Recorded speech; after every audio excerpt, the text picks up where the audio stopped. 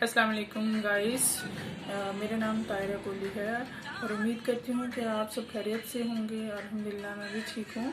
जैसे कि मैंने पहले ही वीडियो में आपको बताया था कि यूटीआई से pan card offline form fill up कैसे करते हैं, और उसके बाद आज मैं आपको बताऊंगी कि जैसे हमने उस दिन ऑफलाइन फॉर्म फिलअप किया था, आज हमने उसको ऑनलाइन कैसे करना है। तो ऑनलाइन करने के लिए सबसे पहले हमारे पास एक यूटीआई की आईडी और पासवर्ड होना चाहिए, जो कि हम नियर बाई किसी भी यूटीआई ऑफिस से अपना आईडी और पासवर्ड ले सकते हैं। उसका बेनिफिट ये रहेगा कि हम जब भी किसी कस्टमर की कोई डिटेल हमें चाहिए होगी या कोई भी कूपन से कुछ भी हमें चाहिए होगा, तो हमारी एक आईडी और पासवर्ड में सारी डिटेल्स होती हैं। और इसलिए हम अपने जो भी पैन कार्ड हम ऑनलाइन करेंगे, कोई भी फिलअप करेंगे, तो उसकी सारी डिटेल अवेलेबल हमारी पासवर्ड आईडी में होगी। तो इसलिए हम सबसे पहले हमने गूगल में, जैसे मेरी आईडी बनी हुई है तो मैं गूगल में अपना PSA लॉगिन करूँगी। ऑलरेडी मैंने किया हुआ है तो इसको मैं लॉगिन करना है। ये PSA लॉगिन पेज पे जाना है। यहाँ पे जैसे मेरी ये आईडी आ चुकी है, अब मैंने इसको पासवर्ड क्रिएट करना है।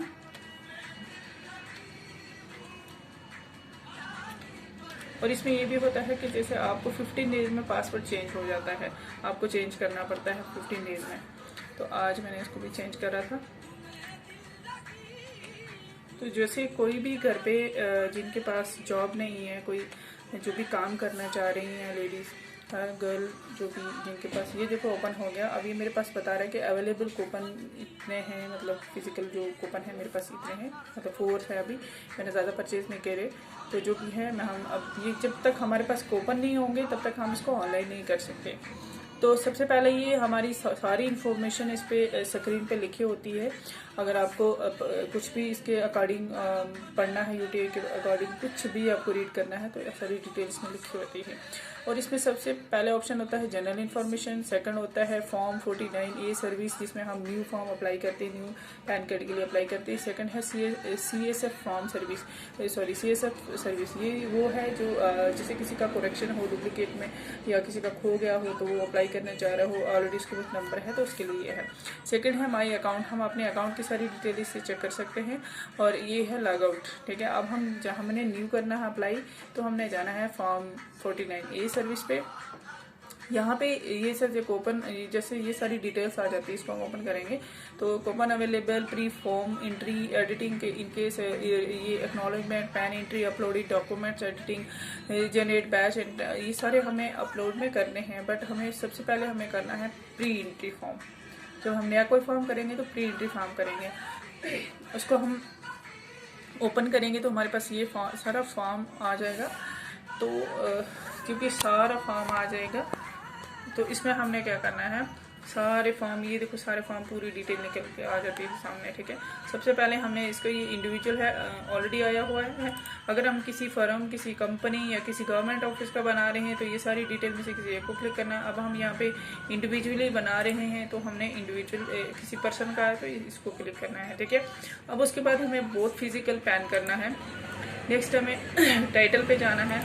तो ये जैसे जेंट्स हैं, मतलब फीमेल है, मेल है, तो ये जेंट्स है तो श्री को करेंगे।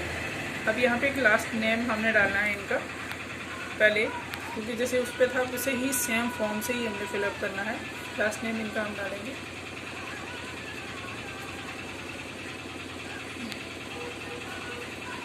अब हमने इनका करना है first name. Sorry, actually Ramzan चल रहा है, आज लास्ट रोज़े हैं तो थोड़ा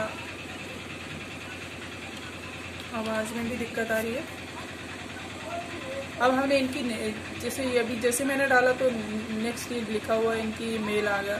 अब यहाँ पे क्या होता है कि नेम ऑन कार्ड, जो कार्ड पे नेम चाहिए, मतलब सीधा सीधा, या तो पहले हमने किया था फर्स्ट, लास्ट नेम और फर्स्ट नेम, तो अब नीचे जो है वो सीधा सीधा ही आ गया, ठीक है। मतलब जो कार्ड पे चाहिए प्रिंटेड वो आ गया। अब हमने इनके यहाँ डेट ऑफ बर्थ अप्लाई करनी है।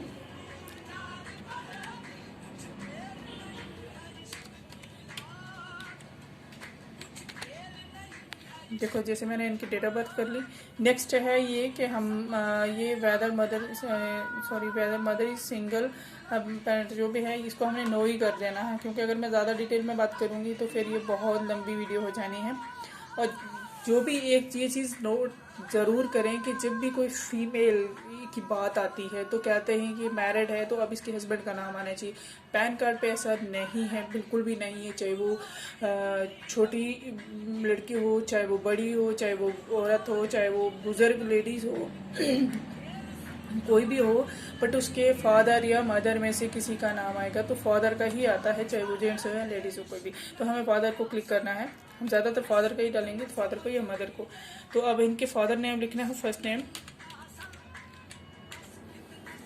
हमने यहाँ पे इनके फादर लास्ट नेम लिखना है।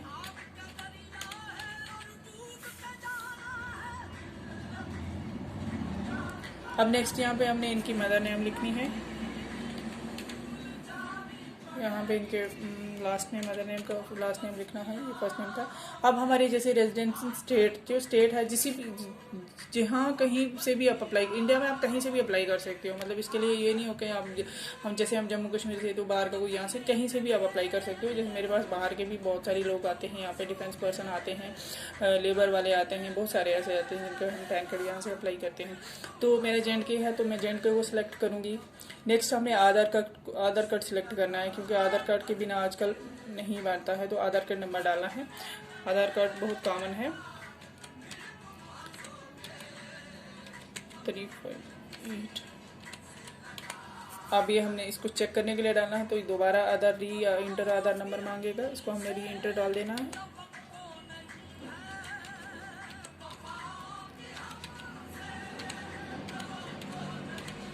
गाइज मैं जैसे बात कर रही थी पहले कि कोई भी महिला, कोई भी लड़की जो काम करना चाहे, जिसके पास जॉब नहीं है, तो अपना काम स्टार्ट करे। वो ये सोच रही है कि मेरे पास कोई जॉब मैं कैसे करूँगी, ये बहुत टफ है, ये ऐसा है वैसा है। वो अपना एक काम जो है वो बिज़नेस स्टार्ट कर सकती हैं। जैसे अपना पैन कार्ड, अपना ई-श्रम कार्ड, आजकल बहुत सारे ऐसे फोटो स्टेट का काम रख सकती है। जैसे मैं भी एक बिजनेस वुमेन हूँ, तो मैंने भी अपना एक काम छोटी से ऑफिस, अपना छोटा सा एक ऑफिस बनाया हुआ है। तो आप बैंक से हेल्प ले सकते हैं, आप कहीं से भी हेल्प ले सकते हैं। अगर कोई जितना मेरी गाइडलाइंस किसी को चाहिए तो मैं भी हेल्प कर सकती हूँ, क्योंकि हर लड़की की ये ख्वाहिश होती है कि वो अपने पाँव पे खड़ी हो, किसी की मोहताज ना हो। तो आप छोटे से एक बिजनेस कर सकते हैं। आप कोई भी बिजनेस करते हैं, जो आपका ओनर है, जो आपको काम में इंटरेस्ट है, वो कर सकते हैं। कोई भी काम मुश्किल नहीं है। आजकल आप गवर्नमेंट जॉब, ठीक है, माना कि अब हम गवर्नमेंट जॉब के लिए पढ़ते हैं, बट एक ये भी है कि समय के साथ सब एज भी हो जाती है, हम पढ़ते पढ़ते ज़िंदगी गुजार लेते हैं, तो होता नहीं है ये। जैसे इसलिए मैं आपको ये बता रही हूँ। जैसे पहले हम फॉर्म कर लेते हैं। तो इनका ये यहाँ पे एक मतलब हमने जो आधार पर नेम जो है पर आधार आएगा, NIAZ।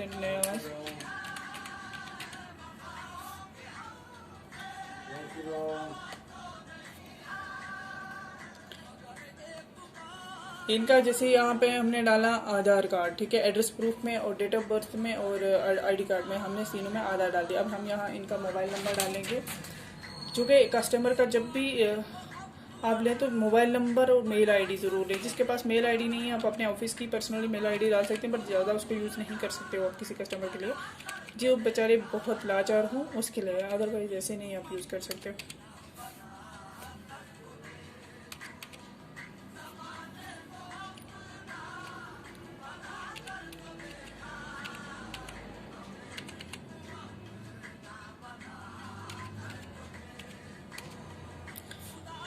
आजकल जो वुमेन है उनके लिए तेजस्विनी एक लोन आया है, तेजस्विनी, वो लोन ले सकते हैं, बिजनेस के लिए ले सकते हैं। बस थोड़ा सा ना उनको हिम्मत चाहिए। तो जब मैंने काम शुरू किया था आज से कुछ महीने पहले, मतलब साल पहले, तो मुझे अल्लाह और पेरेंट्स के अलावा किसी की हेल्प नहीं थी, बट मुझे जो मेरा बैंक है वहाँ से मुझे बहुत हेल्प मिली थी। मेरे स्टाफ ने मुझे बहुत हेल्प करी थी और आज भी करते हैं। लेकिन उसके लिए थोड़ी सी आपको हिम्मत करनी पड़ती है। अगर आप खुद काम नहीं करेंगे तो आपको, जैसे मैं इनकी ईमेल ID डाल रही हूँ,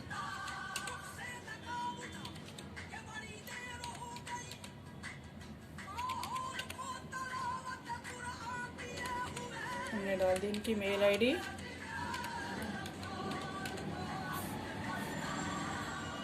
मैं इस पे आपको फिर नेक्स्ट वीडियो में मैं आपको बताऊंगी, ठीक है। अगर कहीं भी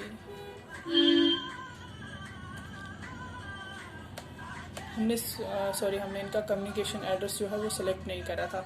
जैसे इनका हम ऑफिस एड्रेस या इनका घर का एड्रेस, तो हम इनका घर का एड्रेस करेंगे, ठीक है। ऑफिस नहीं कर सकते क्योंकि आधार कार्ड पे जो आधार ही आता है। अगर हम इनका ऑफिस एड्रेस करेंगे या मतलब केयर ऑफ करेंगे तो उसके लिए हमारे पास प्रूफ होना चाहिए, क्योंकि मैक्सिमम लोगों के पास नहीं होता है, तो इसलिए हम इसको आधार में ही करेंगे। ये हमने कर दिया सबमिट।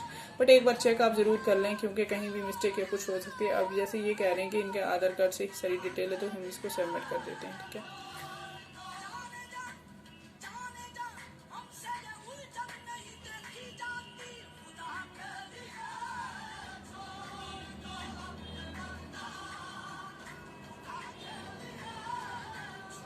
अब इनकी एक और दिक्कत आई थी जो शायद आपको दिखेगी, क्योंकि इनका आ रहे थे कि इनकी जो डेट ऑफ बर्थ है इन्होंने शायद आधार कार्ड पे करेक्शन करवाई हुई है। तो मैंने इनकी डेट ऑफ बर्थ के लिए नेक्स्ट कोई दूसरा डॉक्यूमेंट्स मैंने डाल दिए, जैसे डोमिसाइल डाल दी इनकी डेट ऑफ बर्थ के लिए। अब ये कस्टमर को मुझे कॉल करके इनकी डेट ऑफ बर्थ प्रूफ तो लेनी ही पड़ेगी, क्योंकि जब मैं इनको अपलोड करूँगी, स्कैन करके अपलोड करूँगी तो तब मुझे वहाँ चाहिए होगी। अब ये जैसे ये सारा आ गया, कूपन नंबर हमारे पास ना, मैं थोड़ा जूम करके बताती हूँ। जैसे कूपन नंबर आ गया, नेम आ गया, मेल फीमेल जो भी, ये सारा आ गया, ठीक है। अब हमने जैसे कस्टमर को चाहिए तो यहाँ से आप प्रिंट दे सकते हो, यहाँ से कस्टमर को प्रिंट दे सकते हो। एक एक्नॉलेजमेंट आप अपने पास रख सकते हो, एक उनको दे सकते हो, ठीक है। तो मैं तो ज़्यादातर क्या करती हूँ कि कूपन नंबर लिख लेती हूँ, फिर रजिस्टर में मेंटेन कर देती हूँ, क्योंकि कस्टमर को मैं रिसिप्ट दे देती हूँ। मैं अपने पास मैं फॉर्म पे फिर तो कूपन नंबर होता है, मैं फॉर्म पे भी लिख लेती हूँ, क्योंकि ये कूपन नंबर बहुत ज़रूरी होता है। इससे ही सारी डिटेल निकलती है। और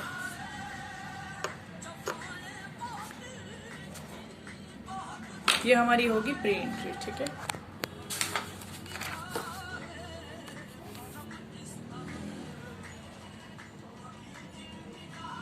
अब हम इसी को करेंगे मेन एंट्री। यहाँ पे फिर जाएंगे वापस फॉर्म सी पे, सॉरी फॉर्म A49E पे। यहाँ हमें जाना है मेन एंट्री पे। मेन एंट्री ज़्यादा नहीं है, मेन एंट्री पे ये जैसे इनका नाम आ गया, यहाँ पे ये कूपन नंबर आ गया, ये इनका नाम आ गया, इसको हमने करना है ओके। ये सारी डिटेल, इनका नेक्स्ट फॉर्म सारा मैं